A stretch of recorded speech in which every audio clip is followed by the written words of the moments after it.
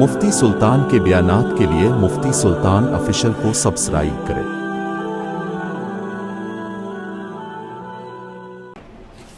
السلام علیکم ورحمۃ اللہ وبرکاتہ۔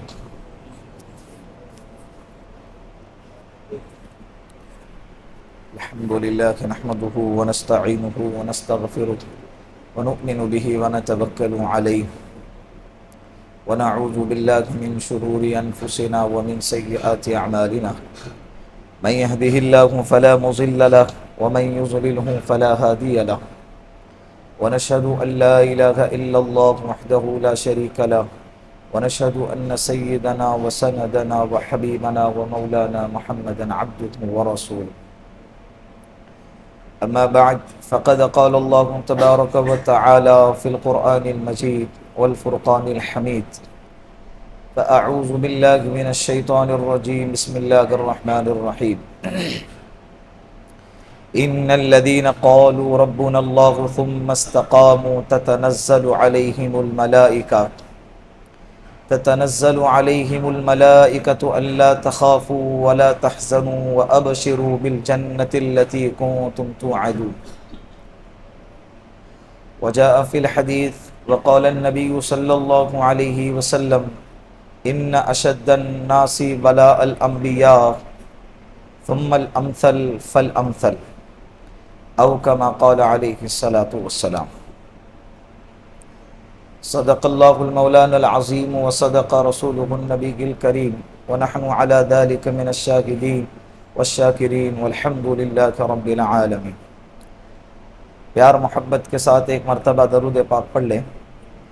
اللهم صل على محمد في اول كلامنا، اللهم صل على محمد في اوسط كلامنا، اللهم صل على محمد في آخر كلامنا۔ اللہ رب العزت نے اس جہاں کو جو بنایا ہے، اس کے مقدر میں اللہ نے فنا لکھا ہے۔ اس جہاں کو بنانے کا مقصد ہی اللہ رب العزت کا یہ ہے کہ بندے سب سے پہلے تو اللہ کا تعارف کرے، اللہ کو پہچانے، اور پھر ایک مدت کے بعد، ایک وقت گزرنے کے بعد اللہ اس دنیا کو ختم کریں گے۔ یہ پکی بات ہے۔ پھر اس دنیا کے اندر اللہ رب العزت نے 18,000 مخلوقات کو پیدا فرمایا۔ کتنے؟ 18,000 مخلوقات کو اللہ رب العزت نے پیدا فرمایا۔ ان 18,000 مخلوقات میں سب سے افضل، سب سے مکرم اللہ نے انسان کو بنایا، اور انسانوں میں بھی سب سے افضل حضرات انبیاء علیہم السلام کو بنایا۔ یہ انبیاء علیہم السلام اللہ کے بعد سب سے بڑا درجہ رکھنے والی شخصیت ہیں اور یہ مخلوق ہے۔ اس کے بعد اللہ رب العزت نے بندوں کے رہبری کے لیے، بندوں کے ہدایت کے لیے نبیوں کا سلسلہ جاری فرمایا۔ ایک طرف اللہ نے جنت کو بنایا، ایک طرف اللہ نے جہنم کو بنایا۔ پھر اللہ رب العزت نے لوگوں کی ہدایت کے لیے سب سے پہلے تو انسانوں کو عقل سلیم عطا فرمائی کہ بھئی اللہ نے ایک عقل دی ہے جس میں سوچنے اور سمجھنے کی صلاحیت ہے، کہ جس کو استعمال کر کے انسان یہ سمجھ سکتا ہے کہ اس خالق کا، اس کائنات کا پیدا کرنے والا کوئی خالق ہے، کوئی ہے جس نے اس زمین کو بنایا، آسمان کو بنایا، چاند اور سورج کو بنایا، ستارے اور سیاروں کو بنایا۔ تو یہ دماغ کا اگر استعمال کرے انسان تو وہ کائنات کے بنانے والے تک ضرور پہنچ جائیں گا۔ پھر بھی اللہ کا کرم دیکھے کہ اللہ رب العزت نے انسان کے عقل پر ہدایت کو نہیں رکھا۔ اللہ رب العزت نے انسان کے عقل پر ہدایت کو نہیں رکھا، بلکہ اس کے ہدایت کے لیے اللہ نے مزید دوسرا راستہ اور انسانوں کے رہبری کے لیے پیدا فرمایا، اور وہ ہے انبیاء علیہم السلام کا راستہ۔ وقتاً فوقتاً، گاہیں بگاہیں انبیاء علیہم السلام دنیا میں تشریف لاتے رہیں اور امت کی رہبری فرماتے رہے، امت کی۔ اور اس سلسلے کے سب سے آخری کڑی میرے اور آپ کے آقا جناب رسول اللہ صلی اللہ علیہ وسلم، اب قیامت تک کوئی نبی آنے والا نہیں ہے، قیامت تک کوئی نبی یا رسول آنے والا نہیں ہے، یہ ہمارا یقین ہے، یہ ہمارا عقیدہ ہے، اور یہ عقیدہ ہمیں چاہیے کہ اپنے بچوں کو بھی سمجھائے، ہمارے اپنے بچوں کو یہ عقیدے سے مضبوط کرائے۔ دیکھیں 2 دن پہلے اعظم کیمپس میں چند نوجوان پکڑے گئے جو بچوں کو باقاعدہ یہ ذہن بنا رہے تھے کہ حضرت مہدی آ چکے ہیں، اور حضرت مہدی حضرت عیسیٰ علیہ السلام ہے، وہ نبی بھی ہے اور حضرت مہدی بھی ہے۔ تو الحمدللہ ثم الحمدللہ، یہ مکاتب کی برکت ہے، یہ مکاتب کی محنت ہے کہ ان بچوں کا بھی ویڈیو وائرل ہو گیا۔ وہ بچے کہہ رہے، جب ان سے پوچھا گیا کہ پھر آپ نے کیا جواب دیا ان سے، تو انہوں نے کہا کہ نہیں، ہمارے نبی تو ایک ہی ہے، آخری ہے، محمد صلی اللہ علیہ وسلم، اب قیامت تک کوئی نبی آنے والا نہیں۔ لیکن ڈر لگتا ہے اس بات سے کہ ابھی بھی نوجوانوں کی بہت بڑی تعداد ان فتنوں کے اندر تیزی کے ساتھ مبتلا ہو رہی ہے، اور ان عقائد سے محروم ہے، ان عقائد سے ناواقف ہے۔ تو بات چل رہی تھی کہ اللہ رب العزت نے انسانوں کے رہبری کے لیے، ہدایت کے لیے نبیوں کا سلسلہ جاری فرمایا، اور سب سے آخر میں میرے اور آپ کے آقا جناب رسول اللہ صلی اللہ علیہ وسلم کو بھیجا۔ اور اللہ رب العزت نے انسانوں کے نجات کے لیے ایک قانون قائم کیا ہے، ایمان والا ہے تو ناجی ہے، نجات پانے والا ہے اور ہدایت یافتہ ہے، اور اگر ایمان والا نہیں ہے، ایمان پر باقی نہیں ہے، تو یہ بندہ ناجی نہیں ہے بلکہ ہالک ہے، ہلاک ہونے والا۔ راستے دو، شکر گزاری والا راستہ، اما شاکروں و اما کفورا، ایک ناشکریہ اور نافرمانی والا راستہ، اور منزل بھی 2 ہے، ایک جنت ہے اور ایک جہنم ہے۔ ایمان والا ہے تو جنت میں جائیں گا، اگر ایمان والا نہیں ہے تو جہنم میں جائیں گا، سیدھی سی بات ہے۔ یہ دنیا اصل نہیں ہے، اصل منزل تو مرنے کے بعد، قیامت کے بعد آخرت کی جو زندگی جو لامحدود ہے، جو کبھی بھی ختم ہونے والی نہیں ہے، وہ اصل زندگی ہے۔ اللہ کے رسول صلی اللہ علیہ وسلم اپنے صحابہ غزوہ خندق کے موقع پر صحابہ کرام کو بڑی تکلیف میں، بڑے پریشانی میں جب دیکھا تو فرمایا اللہم لا عیش الا عیش الاخرہ، اے اللہ اصل زندگی تو آخرت کی زندگی ہے، فغفر الانصار والمہاجرہ، انصار اور مہاجرین کی مغفرت فرما۔ ان کا ذہن بنایا جا رہا ہے، یہاں جو تکلیفیں آ رہی ہیں، یہاں جو پریشانی آ رہی ہیں، یہاں جو مشقتیں آپ کو اٹھانی پڑ رہی ہیں، یہ وقتی ہے، یہ عارضی ہیں، یہ ختم ہونے والی ہے، لیکن اللہ رب العزت نے آپ کے لیے ایک بہترین زندگی تیار کر کے رکھی ہے۔ وہ کون سی ہے؟ آخرت کی زندگی۔ آج اس ٹاپک کا انتخاب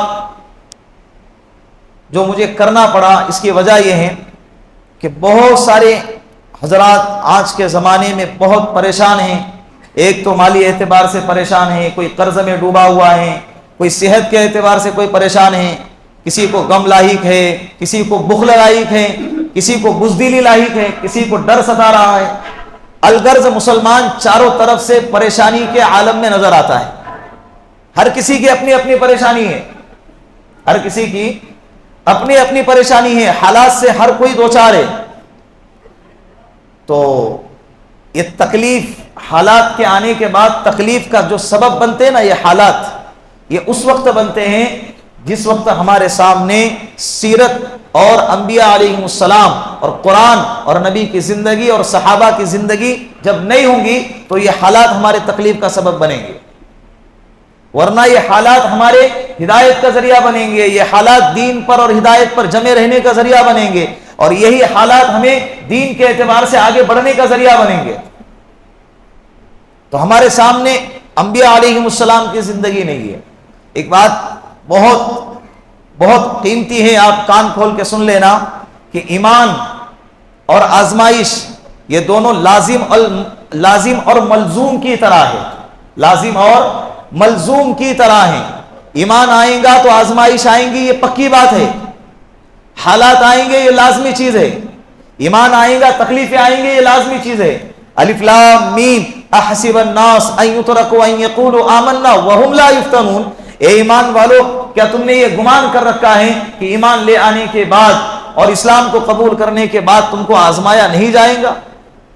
آزمائش ہی تو تکلیف ہوتی ہے، اور جس آزمائش میں تکلیف اور پریشانی نہ ہو وہ آزمائش کیسی ہے؟ بعض لوگ جب حالات آتے ہیں تو یہ زبان سے گلا اور شکوہ کرتے ہیں کہ یار کیا فائدہ دین پر چلنے کا، جتنا دین پہ چلتا ہوں حالات اس سے زیادہ بڑھ جاتے ہیں، جب دین پہ چلتا ہوں پریشانی اور بڑھ جاتی ہے، کیا فائدہ اسے اسلام کا؟ اللہ حفاظت فرمایا اسے جملے سے، اللہ کی پناہ اسے جملے اختیار کرنے سے۔ انبیاء علیہم السلام کی زندگی نہیں دیکھتے، حالات کے آنے کا مطلب یہ نہیں کہ اللہ ناراض ہیں، اور آزمائش کے آنے کا مطلب یہ نہیں کہ اللہ ہم سے روٹھ چکا ہے۔ اللہ رب العزت کی ایک عادت شریفہ ہے کہ اللہ اسی کو آزماتے ہیں اللہ جس سے پیار کرتے ہیں۔ اللہ آزماتے بھی اسی کو جس سے اللہ کیا کرتے ہیں؟ اللہ پیار کرتے ہیں۔ حضرت نوح علیہ السلام 950 سال تک دعوت اور تبلیغ کا کام کیا۔ کتنے سال؟ سورہ نوح کے عنوان پر 29ویں پارے میں مکمل اللہ رب العزت نے سورت نازل فرمائی ہے، انی دعوت قومی لیلا و نہارا۔ اے اللہ سے کہہ رہے اے اللہ میں نے میری قوم کو دن میں سمجھایا، رات میں سمجھایا، اور جہریہ اعلانیہ طور پر سمجھایا، اونچی آواز میں سمجھایا، اور خفیہ طریقے سے سمجھایا، انفرادی طور پر سمجھایا، اور اجتماعی طور پر سمجھایا، لیکن میری قوم ہے کہ میری بات سننے کو تیار ہی نہیں ہے۔ جب میں بولنے کو جاتا ہوں تو اپنے کانوں میں انگلیاں ٹھوستی ہے اور اپنے چہرے پر کپڑا ڈالتی ہے، اور میرا چہرہ بھی دیکھنا پسند نہیں کرتی۔ 950 سال تک، کتنے؟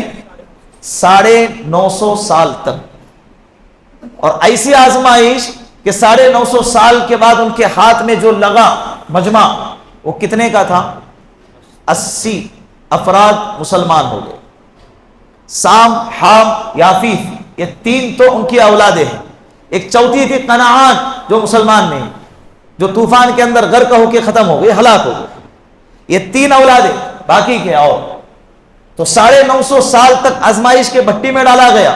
قوم ان کو ستاتی، گالیاں دیتی، مارتی، اور مرا ہوا سمجھ کے گلی کے نکڑ پر چھوڑ کر چلے جاتے۔ پھر صبح ہو گئی، پھر اپنے آپ کو صاف کیا، زخم کو ٹھیک کیا، پھر چل پڑے امت کے فکر میں اور امت کے رہبری کے۔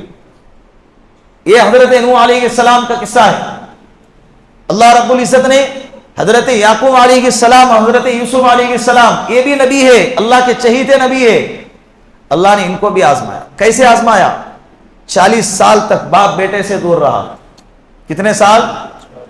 آج ہمارا بیٹا اگر بورڈنگ اسکول میں پڑھنے کے لیے جاتا ہے یا مدرسے میں ڈال دیتے ہیں تو ماں باپ اس چند سالوں کی جدائی کی برداشت نہیں کر سکتے، حالانکہ معلوم ہے کہ بیٹا کہاں ہے، اور معلوم ہے کہ بیٹا کس حالت میں ہے، کھا رہا ہے، پی رہا ہے، اور پڑھ رہا ہے، اور اچھی کیفیت میں ہے، اور باقاعدہ اس کے اخراجات اس کو دے کر بھیجے ہیں۔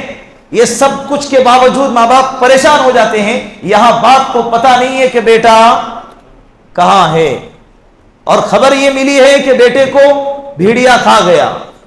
خبر دینے والے بھی کوئی اور نہیں، خبر پہنچانے والے باہر کے انسان نہیں، پہنچانے والے کون؟ انہی کے اپنے گھر کے افراد، ان کے بیٹے ہیں۔ وہ پیغام پہنچا رہے کہ ابا بھیڑیا کھا گیا، یوسف کو بھیڑیا کھا گیا، اور بطور علامت اور تسلی کے ابھی کے زمانے میں فوٹو کھینچ کر لاتے، دیکھو ایسا ایسا ہو گیا۔ وہ فوٹو تو تھا نہیں، وہ کیمرے کا زمانہ تو تھا نہیں، تو کیا کیا؟ حضرت یوسف علیہ السلام کا کرتا اتارا اور ایک بکری کو ذبح کیا، خون سے لت پت کر کے ابا کے سامنے لے کر آ گیا۔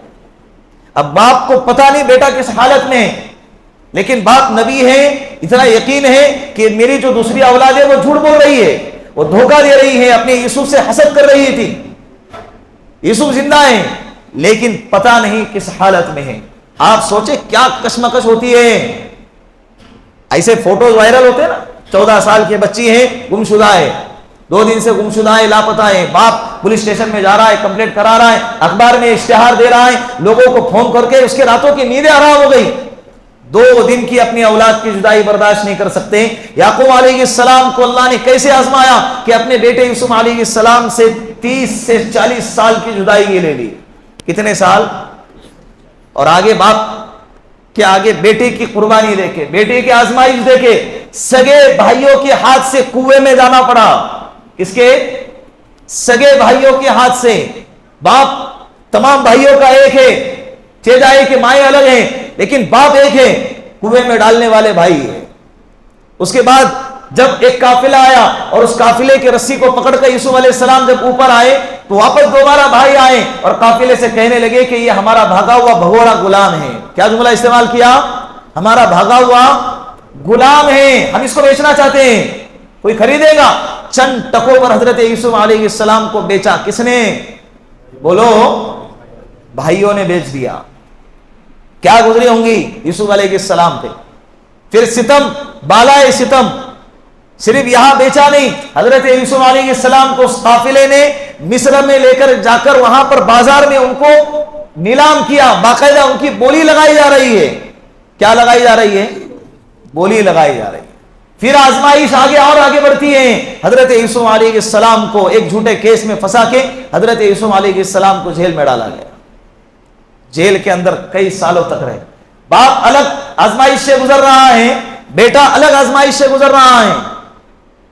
बात समझ में आ रही है? यूसुफ अलैहिस्सलाम का किस्सा तफसील से कुरान करीम में आप पढ़ लेना। क्या खूबसूरत अंदाज में अल्लाह ने बयान फरमाया है। जो बंदा परेशान है, डिप्रेशन का शिकार है, उसे चाहिए कि सूरह यूसुफ की तिलावत करे। किसकी तिलावत करे? डिप्रेशन की गोलियां ना खाएं, इससे जो है ना डिप्रेशन जाएगा, किडनी आएंगी, किडनी फेल होंगी, किडनी की अलग दूसरी बीमारी पैदा होंगी। ये वक्ती तुम्हारे डिप्रेशन को खत्म करेंगी। लेकिन कुरान करीम एक ऐसी जबरदस्त दवा है, ऐसा जबरदस्त इलाज है कि जब बंदा इसको इख्तियार करता है, इसकी बीमारी हमेशा के वास्ते ठीक हो जाती है। इसीलिए जो बंदा परेशान है, टेंशन है, डिप्रेशन में है, उसे क्या करना चाहिए? सूरह यूसुफ की तिलावत करना चाहिए। 12वें पारे में सूरह यूसुफ है। आगे बढ़े, हजरत मूसा अलैहिस्सलाम ये जलील कदर नबी है, कलीमुल्लाह है, अल्लाह से बात करते हैं। अल्लाह रब्बुल इज्जत ने उनको कैसे आजमाया? कैसे आजमाया?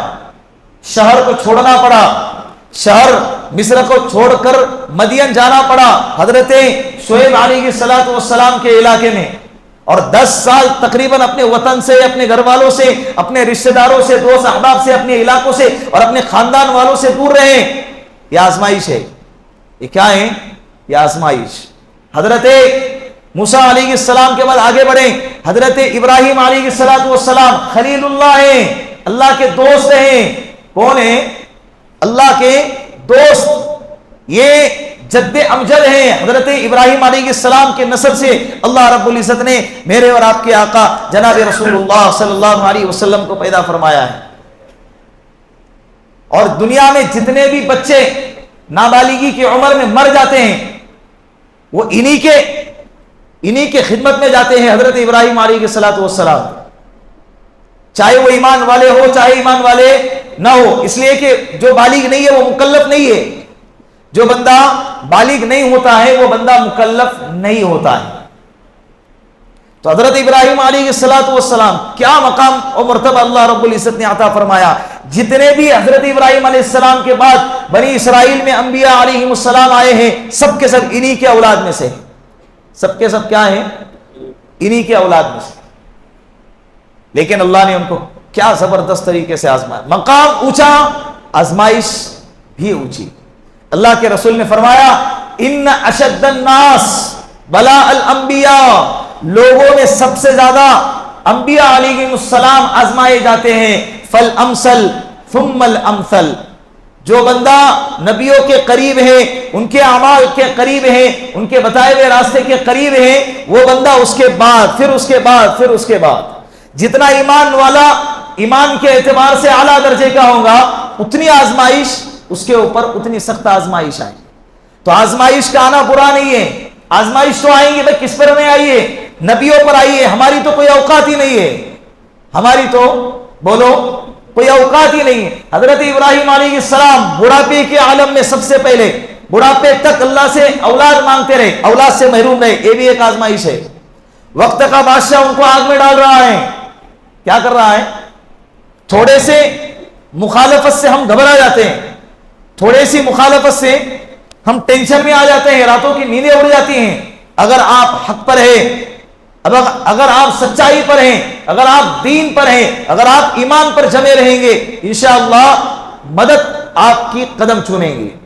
अल्लाह राजी है तो हमें मखलूक की परवाह नहीं है। अल्लाह राजी है तो کو ناراض ہوتا ہے، کوئی مخالفت کرتا ہے، ہمیں اس کی کوئی پرواہ بولو نہیں ہے.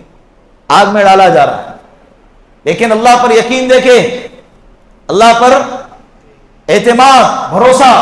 جب آگ میں ڈالا جا رہا ہے، چہرے پر اتنا اطمینان، دل میں اتنا اطمینان کہ پانی کے فرشتے آ کے حضرت ابراہیم علیہ السلام سے کہہ رہے کہ حضرت ہم پانی کے فرشتے ہیں، حکم دے دو، پانی برسا دے، آگ بجھا دیں. حضرت ابراہیم علیہ السلام نے کہا کیا میرے اللہ مجھے جانتے ہیں کہ مجھے آگ میں ڈالا جا رہا ہے؟ کہا کہ ہاں. تو کہا کہ پھر مجھے کسی کی کوئی ضرورت نہیں ہے، اللہ جانے اور میں جانے. کیا اعتماد. پھر اللہ رب العزت کے قدرت کا اظہار بھی دیکھے کیسے. آگ بجھا کے حضرت ابراہیم کی مدد نہیں فرمائی، پانی برسا کے حضرت ابراہیم علیہ السلام کی مدد نہیں فرمائی، اور ہوا کو جاری کر کے حضرت ابراہیم علیہ السلام کی مدد نہیں فرمائی. اللہ رب العزت نے اسی آگ کو باقی رکھ کر، اسی آگ کے نقشے میں اللہ رب العزت نے حضرت ابراہیم علیہ السلام کو 40 دن تک اس کے اندر پلوا کے بتایا، اور امت کے اور بندوں کے چہرے پر ایک تماچا مار کر بتایا کہ جب اللہ بچانے پر آئے تو آگ بھی اس کا بال بھی باقا نہیں کر سکتی. آگے بڑھو. بیٹا پیدا ہو گیا 80 سے 86 سال کی عمر کے بعد.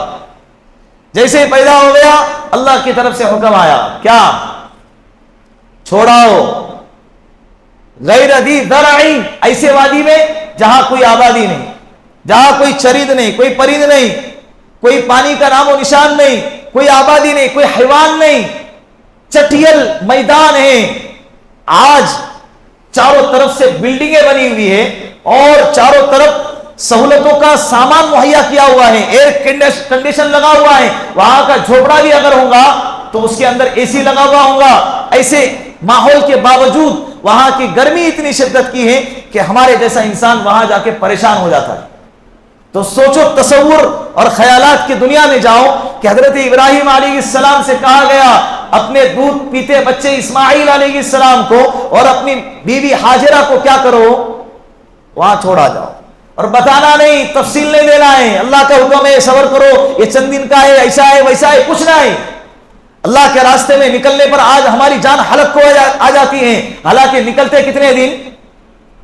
زیادہ سے زیادہ 4 مہینے، اس سے نیچے آؤ تو 40 دن. پورا سامان، ساز و سامان کے ساتھ، بیگ بھری ہے، کپڑے استری ہے، کھانے کے سامان ہے، وصولی ہے، تشکیل ہے، باقاعدہ ساری سہولتوں کے ساتھ. جا رہے بھی اسی والی گاڑی میں، آ رہے بھی اسی والی گاڑی میں، اور جس جگہ پہ جانا ہے وہاں پر پہلے سے انتظام ہے الحمدللہ، وہاں سے پہلے سے رکتے ہو چکا ہے. اتنے دن کہاں رہیں گے، اتنے دن کہاں رہیں گے، اتنے دن کہاں رہیں گے. اس کے باوجود گھر والوں کی جان حلق کو آ گئی ہے. اب میرا شوہر 40 دن چلا جائے گا، میرا ابا 40 دن چلے جائیں گے، میرا بھائی 40 دن چلا جائے گا، میرا بیٹا میرے گھر سے 40 دن دور رہے گا. وہاں آزمائش کا عالم دیکھے، اپنے بیوی کو اور اپنے بچے کو چھوڑ رہے ہیں. کس جگہ پہ؟ غیر ذی زرع، ایسی جگہ پہ جہاں پر نہ پانی ہے، نہ آبادی ہے، اور نہ کوئی جینے کا کوئی سامان ہے. چھوڑا ہے. کس کے حکم پہ؟ اللہ کے حکم پہ. اور امت کو پیغام دیا کہ جب اللہ کا حکم آ جائے تو اس کے حکم کے آگے سب کچھ قربان کرنا ہے. کیا کرنا ہے؟ سب کچھ قربان کرنا، ہر شے قربان ہے. پھر اللہ کی مدد بھی آئیں گی، اور آئی. حضرت ابراہیم علیہ السلام کو آگ میں ڈالا گیا. اللہ نے حضرت ابراہیم کو تنہا نہیں چھوڑا، اللہ نے ابراہیم کو تنہا نہیں چھوڑا. اللہ نے اسی آگ میں ان کو پلوا کے بتایا. حضرت اسماعیل علیہ السلام اور حضرت ہاجرہ کو ایسے وادی میں چھوڑا جہاں پر جینے کا کوئی سامان نہیں تھا. اللہ نے ان دونوں کو بھی تنہا نہیں چھوڑا. اللہ آزماتے ہیں، تھوڑا اللہ ایمان کو ٹٹولتے، بندوں کو جھنجھوڑتے ہیں، دیکھتے ہیں کہ میری محبت میں کہاں تک جاتے.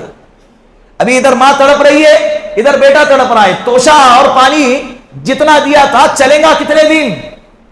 ایک وقت آیا توشہ ختم، اور ایک وقت آیا پانی بھی ختم. جب کھانا اور پانی نہیں تو بیٹا تو ماں کے دودھ پر پل رہا تھا، تو ماں جب یہ دونوں نہیں کھائیں گی تو سینہ دودھ سے خشک ہو گیا. اب بیٹی کی تڑپنے کی آواز شروع ہو گئی. ماں ادھر بیچین، ماں اپنے لیے نہیں اپنے بیٹے کے لیے بیچین ہے. اب وہ بھاگ رہی، کبھی صفا پہ، کبھی مروہ پہ، کبھی صفا پہ، کبھی مروہ پہ. ارے صفا مروہ کے چکر لگا لگا کر دیکھ رہی ہے کہ کوئی امید کی کرن نظر آئیں گی، کوئی قافلہ نظر آئیں گا، اور کوئی لوگ جماعت نظر آئیں گی کہ جس کے پاس کھانے پینے کا سامان ہوگا، میں اور میرے بچے کی جان بچ جائیں گے. اللہ رب العزت نے آزمایا. 7 چکر لگانے سے پہلے بھی تو اللہ زمزم کا کنواں جاری کروا سکتے تھے, لیکن اللہ کبھی کبھی جو ہے نا بندوں کو آزماتے, ٹٹولتے, جھنجھوڑتے, دیکھتے میرا بندہ کتنا ثابت قدم رہتا ہے. ان الذین قالوا ربنا اللہ ثم استقاموا تتنزل علیہم الملائکہ, جو بندہ کہتا ہے کہ قالوا ربنا اللہ, میرا رب کون ہے, بولو میرا رب کون ہے, اللہ ہے, ہمارے رب اللہ ہے. یہ سب ایک ساتھ بولو کہ جو کہتے ہیں ہمارے رب اللہ ہے, بولو ہمارے رب کون ہے, اللہ ہے. اور ثم استقاموا, یہ کہنے کے بعد جمے رہتے ہیں ایمان پر اور اسلام پر موت تک جمے رہتے ہیں. تتنزل علیہم الملائکہ, پھر فرشتے ان کے پاس اترتے ہیں اور کہتے ہیں اللہ تخافوا ولا تحزنوا, اور ڈرنا نہیں, غم نہیں کرنا, پریشان نہ ہونا. وابشروا بالجنۃ التي کنتم توعدون, اور تمہیں خوشخبری ہو, تمہیں مبارک ہو, تمہیں بشارت ہو ایسی جنت کی جس جنت کا تم سے کیا کیا گیا, وعدہ کیا گیا. آزمائش کے بعد اللہ کی مدد آنا طے ہے, آزمائش کے بعد اللہ کی طرف سے مدد کا اترنا یہ لازمی شے ہے. اللہ نے آزمایا, پھر اللہ رب العزت نے حضرت اسماعیل علیہ السلام کے ایڑی کے رگڑنے سے ایک چشمہ جاری کیا, جس چشمے کا نام کیا ہے, سم. آج تک باقی ہے اور انشاءاللہ قیامت تک باقی رہے گا. کیا مدد آئی پھر اللہ کی, ایسی مدد آئی کہ جس جگہ پہ کوئی جینے کا سامان نہیں تھا, آج ساری دنیا وہاں پر جینے کے لیے ترستی ہے, ساری دنیا وہاں جانے کے لیے تڑپتی ہے, بے چین اور بے قرار ہوتی ہے اور تنہائیوں میں اللہ سے دعائیں مانگتی ہیں, اے اللہ مجھے وہاں پر جانا نصیب فرما, وہاں کی حاضری نصیب فرما. چاہے کتنا پتھر دل انسان ہو, چاہے کتنا ہی گنہگار انسان کیوں نہ ہو, اس کے سینے میں تمنا ضرور ہوتی ہے کہ مرنے سے پہلے اللہ کا گھر ایک مرتبہ ضرور دیکھ کر آؤں گا. اللہ نے پھر کیا مدد فرمائی. تو آزمائش تو آئیں گی بھائی, کس پر نہیں آئی, کس پر آزمائش ہے. حضرت یحییٰ علیہ السلام, حضرت زکریا علیہ السلام, باپ اور بیٹے دونوں کو قوم نے ذبح کیا, قتل کیا. کیا کیا, ہیرو دیس اس وقت کا ایک بادشاہ تھا, ہیرو دیس, اس کے دربار میں یہودیوں نے, بنی اسرائیلیوں نے کیا کیا, حضرت یحییٰ علیہ السلام کے خلاف ورگلایا اور جھوٹی جھوٹی باتیں کر کے اس کو بھڑکایا. حضرت یحییٰ علیہ السلام کو قید کیا گیا. ہیرو دیس جو اس وقت کا جو فرما روا تھا, اس نے کیا کیا, اپنے معشوقہ کے کہنے پر حضرت یحییٰ علیہ السلام کے سر کو کاٹ کر اپنے معشوقہ کے ہاتھ میں پلیٹ میں سجا کے اس کے سامنے پیش کیا. کون ہے, نبی ہے. کون ہے, نبی ہے. دین کے خاطر اپنے آپ کو مٹا دیا. حضرت عیسیٰ علیہ السلام, روم کی سلطنت اس وقت میں قائم تھی. بنی اسرائیل کے کچھ یہودیوں نے روم کے سلطنت سے عیسیٰ علیہ السلام کے خلاف ایک فرمان جاری کروا دیا, ان کے قتل کا ایک فرمان جاری کروا دیا. جھوٹا مقدمہ لڑا گیا, ان کے خلاف کیس کروایا گیا اور ان کے خلاف ایک فیصلہ لیا گیا کہ ان کو قتل کر دیا جائے. پھر ان کے قتل کرنے کا فیصلہ لے کر ان کو قتل کرنے کے لیے آئے بھی, لیکن اللہ کی قدرت, اللہ رب العزت نے اپنی قدرت کاملہ سے حضرت عیسیٰ علیہ السلام کو آسمان پہ اٹھا لیا اور ان کو کہا وما قتلوا وما صلبوه ولكن شبه لهم, تم نے میرے بندے عیسیٰ علیہ السلام کو نہ قتل کیا ہے اور نہ سولی پر چڑھایا ہے, بلکہ تمہیں غلطی ہو گئی ہے, تمہیں شبہ ہو گیا ہے. اللہ اگر نہ اٹھاتے بالفرض تو یہ قوم تو قتل کر دینا تھی نا, آئی تھی قتل کرنے کے لیے, اور ان کے گمان اور ان کے عقیدے پر تو یہی ہے آج بھی کہ انہوں نے عیسیٰ علیہ السلام کو کیا کر دیا, قتل کر دیا. یہ تو ان ہستیوں کی آزمائش کا واقعہ ہے جو ہمارے نبی سے پہلے آئی. اور ہمارے نبی کا جملہ سنیں, ہمارے نبی فرماتے ہیں اس دین کے خاطر جتنا مجھے ستایا گیا, جتنا مجھے آزمایا گیا, اتنا مجھ سے پہلے کسی نبی کو بھی آزمایا نہیں گیا. سوچو کتنا ستایا گیا ہوگا, کتنا آزمایا گیا ہوگا. اللہ رب العزت نے اس کائنات کے سب سے محبوب اور چہیتے اگر اللہ کے نظر میں کوئی ہے تو محمد عربی صلی اللہ علیہ وسلم ہے. سب کہہ دو صلی اللہ علیہ وسلم. اس کائنات میں اللہ سب سے زیادہ اگر کسی سے پیار کرتا ہے تو وہ میرے اور آپ کے آقا جناب رسول اللہ صلی اللہ علیہ وسلم ہے. پیدائش سے پہلے ہی اللہ رب العزت نے باپ کا سایہ اٹھا دیا. ابھی حمل سے حضرت آمینہ رضی اللہ عنہا ان کے کوکھ میں کون ہیں؟ ہمارے اور آپ کے آقا جناب رسول اللہ صلی اللہ علیہ وسلم ہے. تقریباً 3 یا 4 مہینے کا حمل ہے اور حضرت عبداللہ دنیا سے چلے گئے. دنیا میں آنے سے پہلے باپ کا سایہ اٹھا لیا گیا. دنیا میں آئے 4 سال تک دائی حلیمہ قبیلے بنو حوازن کی طرف بھیجا گیا دودھ پلانے کے لیے, پرورش کے لیے, وہاں کی آب و ہوا کو پانے کے لیے. اس وقت میں ماں سے جدا ہو گئے. پھر اس کے بعد جب آئے 2 سال تک ماں کے آغوش میں رہے, حضرت آمینہ کے آغوش میں رہے. جب حضرت آمینہ اپنے گھر والوں سے اپنے مائکے ملنے حضرت محمد صلی اللہ علیہ وسلم کو لے کر مدینہ چلے گئے تو وہاں سے واپسی پر ایک مقام ابوا, وہاں پر آ کر حضرت آمینہ کا بھی کیا ہو گیا؟ انتقال ہو گیا. عمر کتنی ہے آپ صلی اللہ علیہ وسلم کی؟ 6 سال. 6 سال کا بچہ ہے اور باپ کے سائے سے تو پہلے سے محروم تھا ہی, اب ماں کی شفقت سے بھی کیا ہو گیا؟ محروم ہو گیا. اور دلاسا دینے والا کوئی نہیں تھا سوائے ایک خادمہ کے جس کا نام حضرت ام ایمن ہے رضی اللہ عنہا. اللہ رب العزت نے ان کے مقدر میں ہدایت اور ایمان لکھا تھا, بڑی عمر پائی ہے اور اسلام کی حالت میں دنیا سے چلی گئی. حضرت ام ایمن تنہا و اکیلی ذات جس نے آپ صلی اللہ علیہ وسلم کو اس وقت میں تھاما ہے. 6 سال کی عمر میں جب اللہ کے رسول صلی اللہ علیہ وسلم کو دیکھا دادا عبد المطلب نے کہ باپ چلا گیا, ماں چلی گئی, 6 سال کا بچہ ہے, اب وہ دادا کے رحم و کرم پہ آ گیا, دادا کے شفقت میں آ گیا, دادا کے آغوش رحمت میں آ گیا.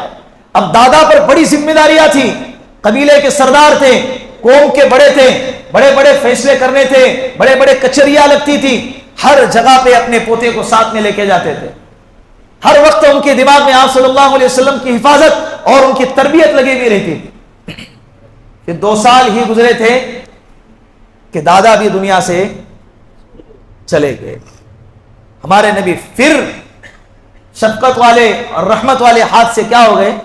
محروم ہو گئے. 8 سال کی عمر میں آزمائش تو دیکھیں, بچپن سے ہی آزمائش شروع ہو گئی, حالات بچپن سے ہی شروع ہو گئے. پھر آگے بڑھے جب اللہ رب العزت نے ان کا نکاح کروایا خدیجۃ الکبریٰ رضی اللہ عنہا کے ساتھ, اللہ نے ان کو اولاد عطا فرمائی. 6 اولادیں حضرت خدیجہ رضی اللہ عنہا سے ہیں اور ایک بیٹا ماریا قبطیہ سے ہے رضی اللہ عنہا, جو کہ اللہ کے رسول کی باندھی تھی.